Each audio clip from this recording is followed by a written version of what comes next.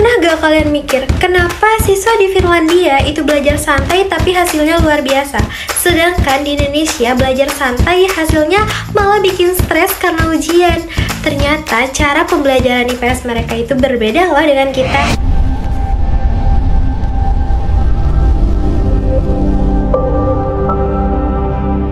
Halo semuanya, kali ini kita akan belajar tentang pembelajaran IPS di negara Finlandia dan negara Indonesia. Dua negara yang berbeda tapi punya tujuan yang sama, membentuk manusia sadar sosial dan berpikir kritis. Tapi sebelum itu, kalian harus tahu dulu apa sih itu IPS. Menurut Depdiknas tahun 2004, ilmu pengetahuan sosial atau IPS adalah gabungan dari berbagai ilmu sosial seperti sejarah, geografi, politik, hukum, sosiologi, ekonomi, antropologi, dan psikologi yang disusun untuk kepentingan pendidikan di sekolah dengan tujuan agar siswa memahami kehidupan masyarakat dan menjadi warga negara yang peduli serta bertanggung jawab. Lalu, kenapa penting membandingkan negara-negara tersebut? Nah, tujuannya itu sistem mereka kan berbeda, mencerminkan budaya dan cara berpikir bangsanya. Dengan membandingkannya, kita bisa tahu nih apa yang bisa kita tiru dan apa yang bisa kita perbaiki, dan bagaimana Indonesia bisa belajar dari negara lain seperti Finlandia. Finlandia dikenal sebagai salah satu negara dengan sistem pendidikan terbaik di dunia. Dulu IPS di sana diajarkan terpisah, sejarah, geografi, dan kewarganegaraan. Tapi semenjak reformasi kurikulum 2014, semua berubah lewat sistem phenomenon based learning atau pembelajaran berbasis fenomena. Di sini siswa belajar lewat fenomena nyata, bukan hafalan. Misalnya, bahas topik perubahan iklim. Mereka mempelajari sisi geografi, ekonomi, sosial, dan politik sekaligus. Artinya, belajar satu topik bisa melatih cara berpikir lintas disiplin. Guru berperan sebagai fasilitator dan satu-satunya sumber ilmu. Siswa diajak riset, kerja kelompok, dan bikin proyek lintas pelajaran. Penilaian pun nggak cuma dari nilai ujian, tapi dari cara berpikir, kerjasama, dan kemampuan memecahkan masalah sosial. Hasilnya, siswa Finlandia tumbuh jadi pembelajar aktif, kritis, dan peka terhadap isu-isu global karena belajar mereka berangkat dari kehidupan nyata.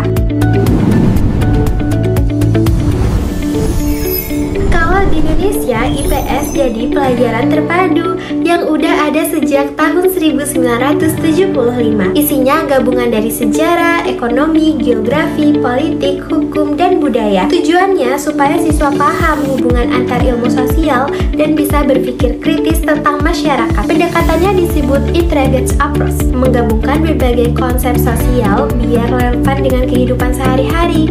Metode belajarnya bervariasi, dari ceramah, diskusi, simulasi, sampai project based learning. Sejak kurikulum merdeka, guru punya ruang lebih bebas buat bikin pembelajaran kontekstual dan aktif.